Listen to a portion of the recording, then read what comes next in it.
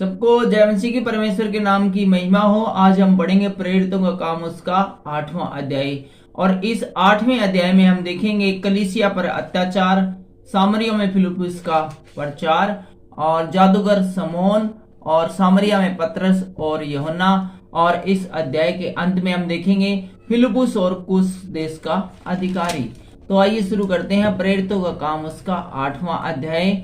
और इसकी जो प्रारंभिक की जो शीर्षक है वह कलीसिया पर अत्याचार। पिछले अध्याय में हमने देखा था कि स्तिफनुस को भीड़ ने पथराव करके मार दिया था और अंत में स्तिफनुस ने अपने प्राण प्रभु को सौंपते हुए कहा था, हे प्रभु यीशु मेरी आत्मा को ग्रहण कर। अब कहानी उससे आगे बढ़ती है और यहाँ पर है कलीसिया का अत्याचार। उसी दिन ये यरूशलेम की कलीसिया पर बड़ा उपद्रव आरंभ हुआ और उसी समय से जबकि स्तिफनुस को पथराव करके मार डाला था, ये एक बहुत बड़ी घटना थी। तो उसी समय से पूरी कलीसिया के ऊपर जो है बहुत ही उपद्रव स्टार्ट हो गया था और प्रेरितों को छोड़ सब के सब यहूदिया और सामरिया देशों में तितर बितर हो गए थे। और यीशु के जो 12 चेले थे उनको छोड़कर बाकी के जो सारे जो उसके चेले थे वो सामरिया और यहूदिया देश में है बिखर गए थे। कुछ भक्तों ने स्तिफनुस को कब्र में रखा और उसके लिए बड़ा विलाप किया।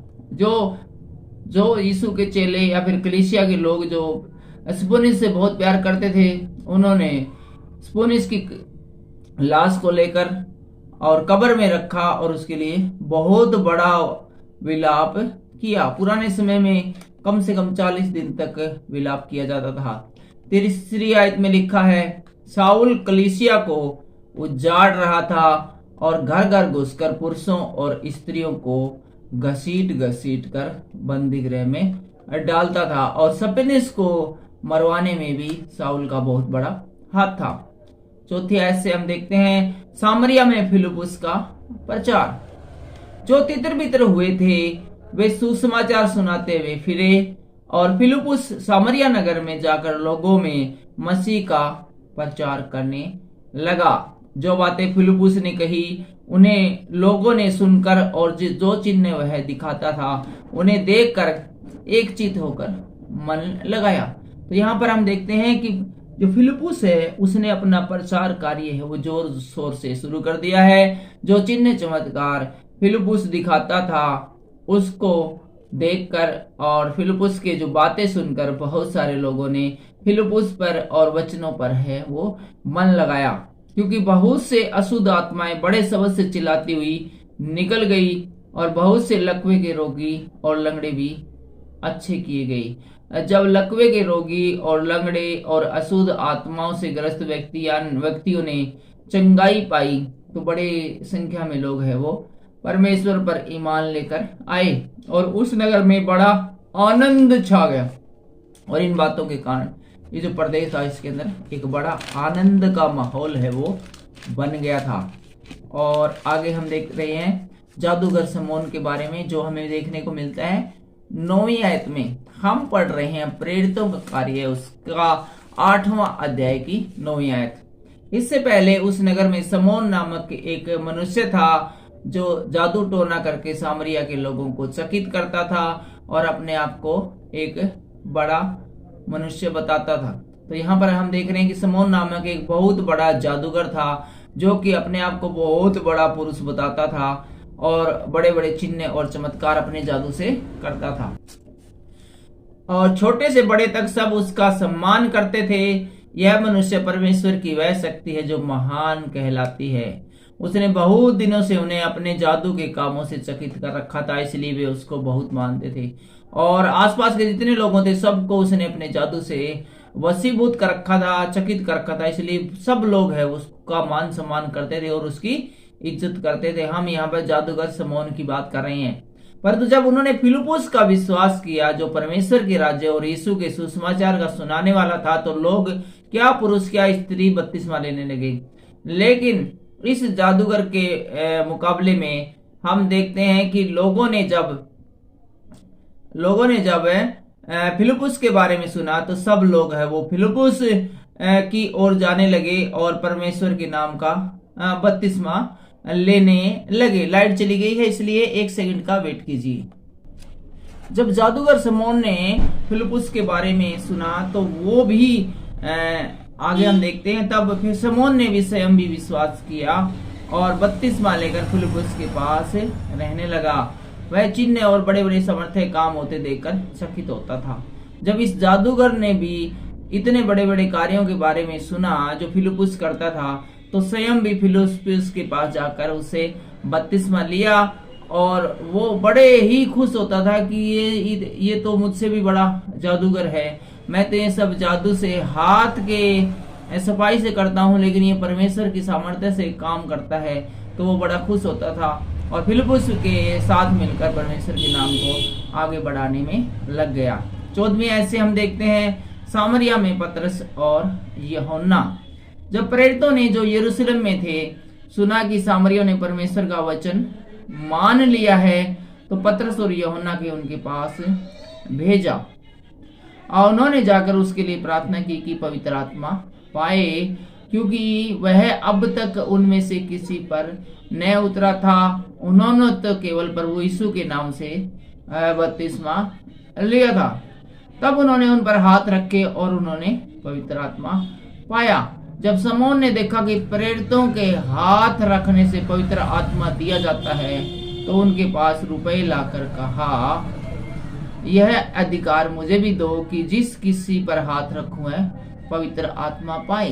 तो जब समौन को पता चला कि ये जो लोग हैं जो मसीह में हैं, ये किसी के ऊपर हाथ रखते हैं तो उसके अंदर पवित्र आत्मा आ जाती है, तो ये इनके पास बहुत सारे रुपए लेकर गया और कहा कि जो ये पावर है तुम्हारे पास, ये मुझे भी दो भाई, तुम पैसे ले लो, ठीक है, ताकि मैं भी जिस किसी पर हाथ रखूं वो भी पवित्र आत्मा पाए। पतरस ने उससे कहा, तेरे रुपए तेरे साथ नष्ट हो, क्योंकि तूने परमेश्वर का दान रुपयों से मोल लेने का विचार किया है। लेकिन पतरस इस बात से बड़े नाराज हुए और पतरस ने समौन से कहा कि तेरे जो पैसे नहीं है, ये जो तेरा धन है, तेरे साथ नष्ट हो, क्योंकि तूने परमेश्वर के दान को पैसे में खरीदने का विचार किया है। इस बात में न तेरा हिस्सा है न भाग, क्योंकि तेरा मन परमेश्वर के आगे सीधा नहीं है। तो इससे हमें पता चलता है कि जब तक परमेश्वर के सामने उसके आगे हमारा मन सीधा नहीं होगा, तब तक हमें पवित्र आत्मा है वो नहीं मिलता है। इसलिए अपनी इस बुराई से मन फिराकर प्रभु से प्रार्थना कर, संभव है कि तेरे मन का विचार क्षमा किया जाए। तो पतरस समौन से कहते हैं कि तू परमेश्वर से इस बात के लिए माफी मांग, क्षमा कर, प्रार्थना कर, और उसका है जो तूने जो इतना बड़ा क्राइम है जो ये अनजाने में ही किया हो सकता है, तो परमेश्वर तुझे इस पाप के लिए क्षमा करे, क्योंकि मैं देखता हूं कि तू पित्त की सी कड़वाहट और अधर्म के बंधन में पड़ा है। समौन ने उत्तर दिया, तू मेरे लिए प्रभु से प्रार्थना करो कि जो बातें तुमने कही उनमें से कोई मुझ पर न घटे। तो समौन यहाँ पर है वो घबरा जाता है, डर जाता है पतरस की बात सुनकर, और कहता है कि तुम मेरे लिए इस बात के लिए प्रार्थना करो कि तुमने जो मुझे तुमने मुझे जो आशीर्वाद नहीं दिया बल्कि श्राप दिया है, वो श्राप है वो मुझ पर न फले, मुझ पे न लगे। 25वीं आयत में कहते हैं, अतः वे गवाही देकर प्रभु का वचन सुनाकर यरूशलेम को लौट गए और सामरियों के बहुत से गांव में सुसमाचार सुनाते हुए फिरे। 26वीं आयत से हम देखते हैं, फिलिपुस और कुछ देश का अधिकारी। फिलिपुस और कुछ देश का अधिकारी। फिर प्रभु के एक स्वर्गदूत ने फिलिपुस से कहा, उठ और दक्षिण की ओर उस मार्ग पर जा जो यरूशलेम को गाजा को जाता है। फिर उसके बाद हम देखते हैं कि एक स्वर्गदूत है वो फिलिपुस को दर्शन देते हैं और फिलिपुस को आज्ञा देते हैं कि उठ और दक्षिण की ओर उस मार्ग पर जा जो यरूशलेम से गाजा को जाता है। यरूशलेम से गाजा को जाने वाले हाईवे पर तू जा। वह रेगिस्तानी मार्ग है। वह उठकर चल दिया और देखो कुछ देश का एक मनुष्य आ रहा था जो खोजा और कुशियों की रानी कंदिके का मंत्री और खजांची था। जब हम यहाँ पर देखते हैं कि फिलिपुस ने ऐसा ही किया वो चल दिया, वो रास्ते में ही था, तो उसको एक मनुष्य मिला जो कि एक देश था कुशियो, वहां की रानी थी कंदाके, उसका खजानची था अर्थात अकाउंटेंट था, और वह आराधना करने को यरूशलेम आया था। वो व्यक्ति आराधना करने के लिए इतनी दूर से वेरी स्पेशल यरूशलेम में आया था। वह अपने रथ पर बैठा हुआ था और यशायाह भविष्यवक्ताओं की पुस्तक पढ़ता हुआ लौटा जा रहा था। तब आत्मा ने फिलिप्पुस से कहा, निकट जाकर इस रथ के साथ हो ले। फिलिप्पुस उसकी ओर दौड़ा और उसे यशायाह भविष्यवक्ताओं की पुस्तक पढ़ते हुए सुना और पूछा, तू जो पढ़ रहा है क्या उसे समझता भी है? तो उस व्यक्ति ने कहा, जब तक कोई मुझे न समझाए तो मैं कैसे समझूं। तो यहाँ पर देखते हैं कि फिलिप्पुस उस व्यक्ति के पास जाता है और देखा कि ये यशायाह भविष्यवक्ताओं की किताब पढ़ रहा है। तो उसको फिलिप्पुस पूछता है कि भाई तू ये पढ़ रहा है भविष्यवक्ता की किताब यशायाह की, तो ये सिर्फ पढ़ रहा है कि तेरे समझ में आने लग रही है? तो वो आदमी बोला, भाई मेरे केस समझाओ, जब तक कि मैंने कोई नहीं समझाऊंगा, तो कोई मेरे को समझावा तो समझ में आवे। और उसने फिलिप्पुस से विनती की कि वह चढ़कर उसके पास बैठ जाए। फिलिप्पुस को बोला, भाई मैंने तो कौन समझ में आने रही, तू आजा मेरे पास, आजा मेरे रथ में बैठ जा और तू मेरे को समझा इसमें क्या लिखा है। पवित्र शास्त्र का जो अध्याय वह पढ़ रहा था वह यह था, वह भेड़ के समान वध होने को पहुंचाया गया, और जैसा मेमना अपने ऊन कतरने वालों के सामने चुप रहता है, वैसे ही उसने भी अपना मुंह न खोला। उसकी दीनता में उसका न्याय नहीं होने पाया। उसके समय के लोगों का वर्णन कौन करेगा, क्योंकि पृथ्वी से उसका प्राण उठा लिया जाता है। 34वें आयत में हम देखते हैं, इस पर खोजे ने फिलिप्पुस से पूछा, मैं तुझसे विनती करता हूं कि यह बता कि भविष्यवक्ता यह किसके विषय में कहता है, अपने या किसी दूसरे के विषय में? तब फिलिप्पुस ने अपना मुंह खोला और इसी शास्त्र से आरंभ करके उसे यीशु का सुसमाचार सुनाया। मार्ग में चलते चलते वे किसी जल की जगह पहुंचे। तब खोजे ने कहा, यहाँ देख, यहाँ जल है और अब मुझे बपतिस्मा लेने में क्या रोक है? फिलिप्पुस ने कहा, यदि तू सारे मन से विश्वास करता है तो ले सकता है। तो उस खोजे ने उत्तर दिया, मैं विश्वास करता हूँ कि यीशु मसीह का पुत्र है। मैं विश्वास करता हूँ कि यीशु मसीह परमेश्वर का पुत्र है। तब उसने रथ खड़ा करने की आज्ञा दी और फिलिप्पुस और खोजा दोनों जल में उतर पड़े और उन्होंने खोजा को बपतिस्मा दिया। यहाँ पर देखते हैं कि अद्भुत रीति से फिलिप्पुस है एक अजनबी देश से आए व्यक्ति को, जो यशायाह भविष्यवक्ताओं की पुस्तक पढ़ रहा था, उसको परमेश्वर की आज्ञा के अनुसार ही उससे मिलता है और उसको यहाँ पर जब रास्ते में पानी आ गया तो वहां पर बपतिस्मा देता है।